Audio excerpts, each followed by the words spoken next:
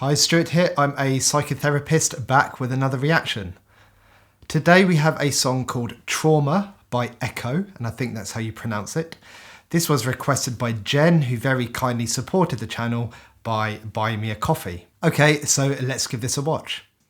Maybe I just feel this shit more than most. Maybe I've been trying to find my way out of this hole. Haven't talked to mom, it's been a year. For all I know, she could be dead. And I'd be lying if I said there ain't relief in thinking that love has been a delicate dance and never learn well. Don't know how to act, having money I never earn well. Feels like if I don't fuck it up, then the world will. Did all that I set out to do, why do I hurt still? It seems the further I get, the more I close. Walls off. I know we're only 22 seconds in, but he has said so much already. And I think what he's doing in that first part there is kind of setting the scene. And this is pretty quick, so I have some of the lyrics, and obviously there's the lyrics on the screen that you can follow along as well. But I think here he's saying that maybe he feels more than most. He's been trying to find a way out of this hole. He hasn't talked to his mum for a while, and for all he knows, she could be dead. And if he found out that she was dead, then he may even be relieved by that. So obviously the therapist part of me is asking, what is that all about? You know, what's happened in their relationship? That relationship between him and his mum. And I don't want to make any guesses here, so I'm going to see if there's any more references to this later on. He then goes on to say this really interesting line, which is, it feels like if I don't mess it up, then the world will. Did all that I set out to do, why do I hurt still? And you can hear that frustration, can't you? That sense of hopelessness. Even if I give this my best shot and I don't mess it up, then someone else will. Someone will mess it up for me because everyone lets me down. And that's probably in his learning history and his experience. You know, I'm guessing from a relatively young age that people leave, he gets rejected. People let him down in one way or another. And when it happens again, that network of all of those previous memories, you know, those networks tend to include not just the memory, but the thoughts that came with it, the thoughts about self-concept and where he sits in the world and who he is, the emotions, the feelings, probably the physical sensations that come with being let down. Once again, all comes back to him. He gets that entire experience again. And that's really hard to go through and re-experience again and again and again. So you have this kind of anticipatory anxiety that's going to happen again, and you end up with these kind of defenses to try to ensure it doesn't happen again. And this part about, did all that I set out to do, why do I hurt still? And part of me wonders whether the pain does actually ever go away. Like, this stuff's always going to hurt. So whether it's the pain that goes away or whether we get better at experiencing it, we get better at letting it be there, we change our relationship with it and be able to hold that and still do things that are meaningful to us. You know, achieving goals doesn't necessarily get rid of pain. The pain can still be there. Only 22 seconds in, I'll calm down a bit. Oh, this happens sometimes, it gets stuck. I set out to do, why do I hurt still? It seems the further I get, the more I close. Walls off to anybody who wants to know me. Outside of this persona grotto, I try to show like I post a reel, but it's probably the furthest from real, yo. It isn't all about the numbers and the glitz, and we always say what life ain't, but don't know what it is. I don't know what I'm chasing or trying to prove. Put another bandage on a bullet hole to fix the wound. Just consumed with these thoughts, trying to fight them off. I quit the drugs, but the biggest addiction's that inner dialogue. The vulnerability, the path, the real connection, but I'm stressed and I don't want to open up to anybody. anybody, especially those I have to trust. I've been burnt already Safety once, behavior. twice, fuck it 100, but always thought that was a normal life. Because it's normal, right? For you to grow up thinking you're the only one you can depend on after all these nights alone. Police on the phone, either brother suicide attempts or your mom's overdose. There we go. 4 dads came and went, either disappeared or died from the bottle they were sinking in. Even then, you still justify it like it's okay, being ignored, and when you do, well, you feel ashamed. Cause they got real problems, how the fuck do you complain? Now if someone says you're important, you just pull away. I know the trauma isn't always how the big things affected. Okay, so we gotta touch on that a bit. I think he is rapping so fast. There's a lot covered there in a relatively short period of time. So I'm just gonna try and pick out some of the most pertinent points to me, and there were quite a few just there. So he says, the furthest he gets, the more he closes walls off to anybody who wants to know him. And he tries to show this. He used the term persona grata character. I think that's how you pronounce it, which kind of means someone who is acceptable, an acceptable character. But that's not the real him. His social media posts aren't the real him. They're not the true him. They're just a bit of a front. And again, he refers to what I was saying earlier about achieving goals. He is saying, I don't know what I'm chasing or trying to prove. It's like he doesn't really know what he wants. And then the next logical question from that is, what am I about? Who am I? What's my purpose? How do I fit in this world? And he says he is consumed with thoughts that he is trying to fight off. And then he went back to attachment and relationship type stuff. I don't want to open up to anyone. I've been burnt already 100 times, but I always thought that was a normal life because it's normal, right? For you to grow up thinking you're the only one you can depend on after all these nights alone.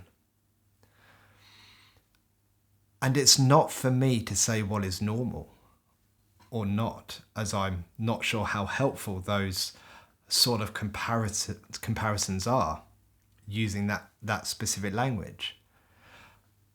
But if you have grown up to be burnt 100 times by people and the only one you can depend on is yourself, then that becomes your experience of the world. That's your experience of what people are like. And you tend to develop your behaviors based on that experience. You know, your template of what people are like are based on your experiences, especially in the early years. That's normal for you, and that is how you see everything in the world, because that's your experience. You've got nothing else to base it on. And that's really, really hard to undo, although it can be done through help, through support, through therapy. It's so difficult though. There's a really nice quote by someone called Sandra Bloom, who I've read a bit around as part of my PhD, and around this idea of understanding people's experiences and being kind of trauma informed or trauma responsive. And it's a very short quote, and it's, adversity is not destiny. I'll say that again, adversity is not destiny. Because you've been through really difficult experiences in the past, it does not predispose you to a certain outcome in the future. Okay, we have things like the ACE study, the Adverse Childhood Experiences study. And a lot of people read that and think, if you have this number of ACEs, then this is what your future and your outcome is going to be. That is not true. Okay, adversity is not destiny. And then it looks like he gives us some insight into some of those experiences he has had. He says, brother's suicide attempts, mum's overdose, 4 dads came and went, either disappearing or dying from the bottle. It's just rejection, rejection, rejection for him, isn't it? Everyone that he cares about ends up leaving in some way. People who should care about him end up leaving in some form of another. And then he says, now if someone says you're important, you just pull away. That's exactly what happens. That's what the literature tells us. That's what I see in my clinical practice. You feel yourself getting a relationship with someone and you think you know what they're going to do. You know, you think, because it's happened before, that they're going to leave you at some point and that's going to hurt you. And not only is that going to hurt, but there's that anticipation of it happening. There's the anticipation of getting hurt, of that person leaving you, of that person rejecting you. And that anticipation in itself is painful. So what the person kind of unconsciously does is, I'll get ahead of all of that and I'll just pull away now. I'll close the relationship down now. Because that way, I don't have to deal with the anticipation of the anxiety, the anticipation of the hurt, the actual hurt itself as well, of not knowing when it's going to happen. So I'll just shut this relationship down now. I'll push you away. I'll isolate myself. I may even do some more explicit behavior to purposely push you away, so we just get the rejection over and done with. I see this time and time again. I really hope that what I said there made sense. I'm trying to do this obviously on the fly whilst listening to this. Yeah, I'm sure that made sense. Let's go back a bit. Died from the bottle that was sinking in. Even then, you still justify it like it's okay. Being ignored, and when you do, well, you feel ashamed. Cause they got real problems, how the fuck do you complain? Now if someone says you're important, you just pull away. I know the trauma isn't always how the big things affected. The silent little cuts in the soul that get neglected, piled up and collected while you didn't pay attention and expected to be dealt with, but instead they just became the foundation that you built on. The blueprint is still wrong, like why the fuck I act this way? I didn't realize I'm like a walking pattern I'll never solve. Wrecking ball, destroying anybody who gets involved. It doesn't always show in obvious ways, hides underneath the surface, slowly causing a change. And it's hard to see the way it influenced your shape, when it's not the brush or the canvas or the colors, it's the way you paint. Always thought it was a hopeless case, but it's the programming I was programmed with to keep me safe. There's so much there again. So I'm listening to this, I'm reading the words, and pretty much everything he is saying is spot on. He has very good insight into how his experiences have affected him. You know, listen to this part. I know the trauma isn't always how the big things affected. It's silent little cuts in the soul that get neglected, piled up and collected. He's saying trauma doesn't have to be one big event. It doesn't have to be a really obvious big thing. It can be lots of relatively little things that eat away at you over time. And instead they become the foundation that you built on. The blueprint is still wrong. He's talking exactly about what I was saying earlier. Previous experiences, learned behavior and responses become your template. And this bit, it doesn't always show in obvious ways. It hides underneath the surface, slowly causing a change, and it's hard to see the way it influenced your shape when it's not the brush, when it's not the brush, the canvas, or the colours. It's the way you paint. It's not the brush, it's not the canvas, it's not the colours, it's the way you paint. I mean, come on, that is so insightful. It's kind of what you do with it. It's what actions you take. It's not what you've got, it's the actions you take. Love that. I love that line. It's beautiful.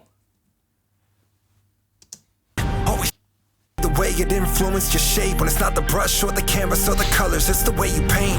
Always thought it was a hopeless case, but it's the programming I was programmed with to keep me safe. Safety doesn't always leave room to grow, and you only feel safe in this world alone. That's abandonment, and I still can't admit the shit that happened as a kid might have played the biggest hand in this. How I carved pride out of the fact I had to do this on my own, but it's the only way I can, it's the only way I'm comfortable. I dress it up and market it. The more I represent it, the more these people applauding it. The more I I get applauded, the more I get that conviction. But the love for what I do doesn't fix what I was missing. Just hoping that somebody would notice and they would ask how I'm doing, but they didn't. So I put it in these raps, but wanted someone to listen, wanted someone to care. Didn't get it at home, so I searched in a career. And my life got caught up, thinking that I thought up these thoughts that I've got to stop. It's all trauma. Oh, it's all trauma. Again, so many things to pick up on. I can't go through them all. I just don't have time. I'd be here all day. But taking a look at some of these lyrics, you know, some of the ones that really stood out there. Always thought I was a hopeless case, but it's the programming I was programmed with to keep me safe. And this is such an important line. Our minds, our brains are designed to keep us safe. It doesn't care about long-term consequences of the methods it uses to do that. It just cares about the now. What will keep me safe right now? That might be isolating yourself away from everyone and everything. It might be closing down any potential relationships that you could build. You know, there's a whole wide range of things that you might find yourself doing. As humans, we move toward things that are what I called appetitive. We have an appetite for things that we like, and we move away from things that are aversive, so things that we don't like. You know, we're quite kind of basic when it comes to that. But what decides whether something is aversive or appetitive is a mixture of our learning history, or what we have directly experienced, or what we have been told by others through use of language. You know, that's what makes us quite unique creatures. We can get anxious about things we haven't directly experienced for ourselves, but what other people have told us we should be anxious about. So our histories and our early years environment obviously plays a really important part. It plays a really big impact on that. Safety doesn't leave room to grow. Safety doesn't leave room to grow. Exactly. Keeping yourself safe keeps you safe, but it narrows your world down massively, and you can't grow from that. He then talks about taking control of his path, but doing it on his own. He says, the more I represent it, the more these people applauding it, the more I get applauded, the more I get that conviction, but the love for what I do doesn't fix what I was missing. Just hoping that somebody would notice and they would ask how I am doing. But they didn't, so I put it in these raps. But wanted someone to listen and someone to care. It's heartbreaking, isn't it? He knows exactly what his needs are there. He's stating them so clearly. He puts out music, which he loves doing, but he says it doesn't fix what he's missing, which is that human connection. Someone taking the time to really care for him, to ask him, how are you doing? Someone who will really engage with what we call the social engagement system, you know, turning that social engagement system on, where we can be cared for, but at the same time, we can trust someone and connect with someone, you know, an honest connection with someone else where you can be yourself. That's what he's saying he needs.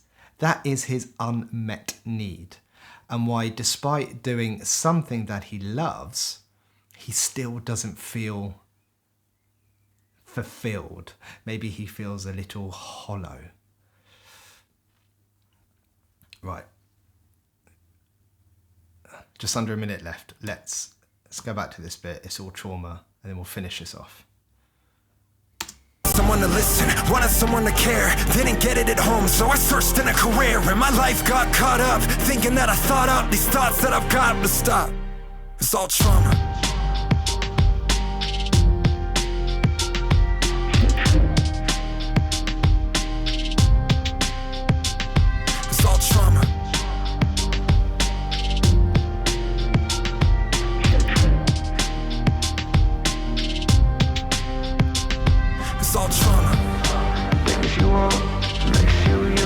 Makes them go. I don't wanna go down that road. I've been down that road before.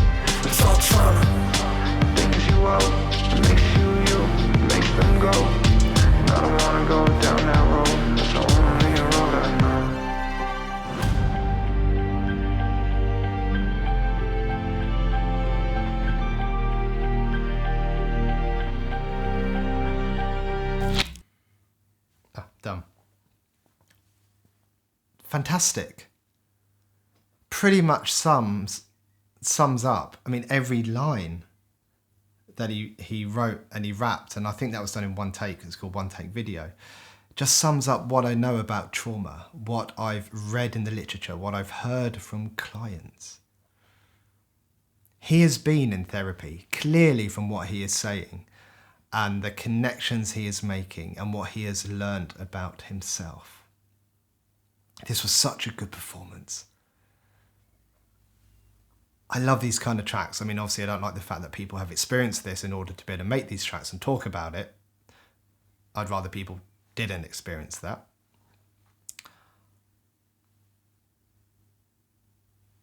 But I've just seen on here on the recommendations that it looks like there's a TED talk by Ekoh. I might check that out after this actually. But what Ekoh's talking about, that prof track I just did, where he's talking openly about his life experiences and his trauma. NF, Ren, Juice WRLD in that dark place reaction I did.